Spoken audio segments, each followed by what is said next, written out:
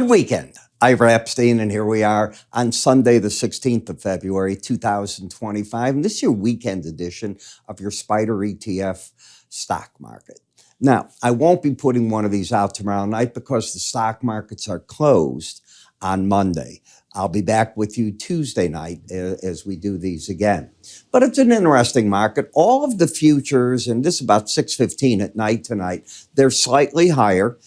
Remember, stock market closed. How far they'll take the futures unknown. We have the cash bond markets closed, so I'm not looking for a lot of movement there. So in the U.S., it could be a muted day on a lot of these markets. But we'll deal with what we can.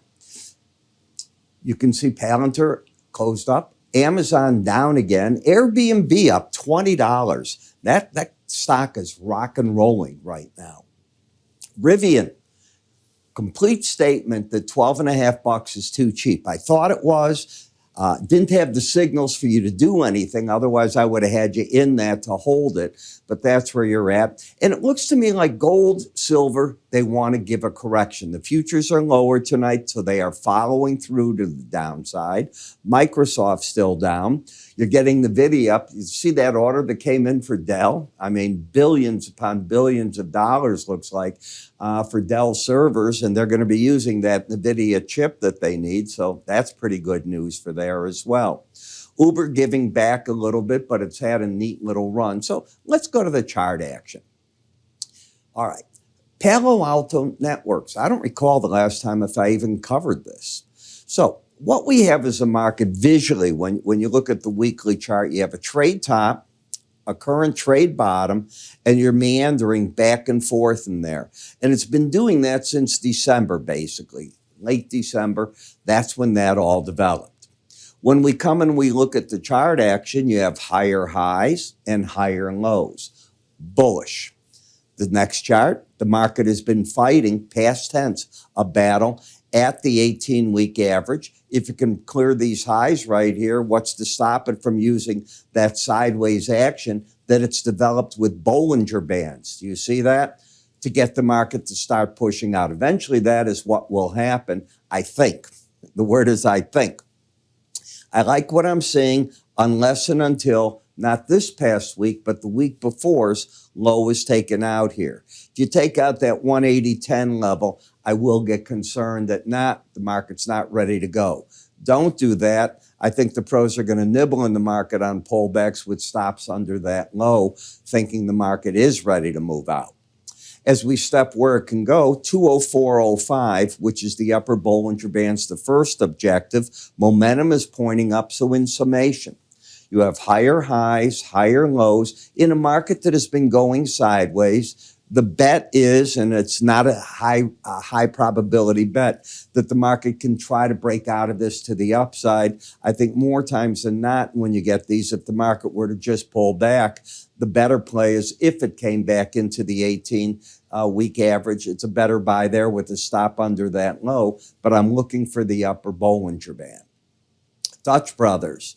Well, what can I tell you? For the week, it was up 22%. You saw the blowout numbers. This all happened after the earnings report came out. But you've had a bullish embedded reading that developed into December, and the market hasn't given up. And that, to me, has been the key to the market. In Netflix, I feel like I just told you recently that I thought we were going to 1,000 because we were in the 950 area. Now you're up to 1058 already, and it keeps hitting the band, pulling back. I don't see a top forming in this at this point. I see this market is gathering momentum. I think on pullbacks, you're going to continue to see buying in this. MCHI. So in China, is the market going to be able to stay over the retest of a 200-day average in the Bollinger Band overbought? I have my doubts. It's not an area I'm saying go short, but it is certainly an area if one were long, I'd be saying I think it'd be wise to take some money off the table and step back in the market. When we look at Home Depot, which way? All right, that's the big question. At this point, the trend is up. So I think you're getting pros buying at 407.52, and on a weekly basis, a move under 401.01 takes them out of their longs. That's what I think, and opens the door to come back here. Conversely, if they buy there until they get stopped out, you'll hear talk that maybe we can get back to the 432 area. Each week that goes by now brings you closer to spring, when a lot of action is going to happen. You know they're going to get a certain amount of business in the rebuilding that we had of the disasters of all the hurricanes that we had this year and the fires in California. So they will be getting orders in. It's not a stock that I'm very favored on the short side of it all. I'd rather be wrong on the long side than being short. Uber, as I've said, I believe that they're going to be a big player for the ride gathering. Why not? They've got the clients, they have the know-how. Everybody can say, we'll build it ourselves. I can see them making a run to the upper Bollinger Band. They are overbought. This area up here is not of interest to me. Breaks in the market are, but not there. NKRE, another one of these funny plays. If the regional banks now get under 61.80, get nervous. You open the door up for down here. If they don't and can clear 65.01 again, especially on a close, maybe the market can lift itself. You're in one of those funny positions in this. In XLI, you have a market that's got higher lows, higher highs. It throws itself in the industrial part, I think, into a complete short sale if you take out 135.33. I'd be very cautious. I am not saying to sell it here to get under that. Take that out, and then I get interested on rallies of starting to sell the market. I'm not saying to buy it either. On the energy sector, you're caught between the 100-day average in green and the 18-week average. The trend is down. You have lower highs, or is it? No, it's really no trend. You have lower highs, and that's the legacy. But with this week's action, you have higher lows. I think you're just caught in the middle of nowhere in XLE. In UUP, the dollar, I think the dollar's entered a bear trade phase. Lower highs, lower lows. I think the pro traders are going to sell it at 29.65 if you're not in oversold territory. If you're like this with a 14 reading, these numbers have to be over 30 for them to get short. Barring that, I think they'll walk away and not do anything in that market. Gold, I still like the long side, but on the daily charts, you're due for a correction. So I'm looking for the dailies to sell off. In GLD, futures to sell off more, and for you to get back under the Bollinger top in this market. I think it can happen this week, so I'd pay attention to that. In the copper market, the market did find its support at the 200-day average in gray. The green is the 100.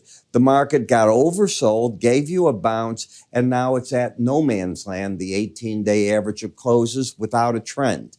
You have a lower low and a higher high. So you put that all together, you try to figure out where you're going to be with the market, and I know where you should be. I've done something for President's Day. If you go to the free offer area of our website, irapstein.com, and you sign up for any free trial to my subscriptions, you have 2 weeks, even if you did it just recently. Normally we have a block on it, and once you do it, you can't get it.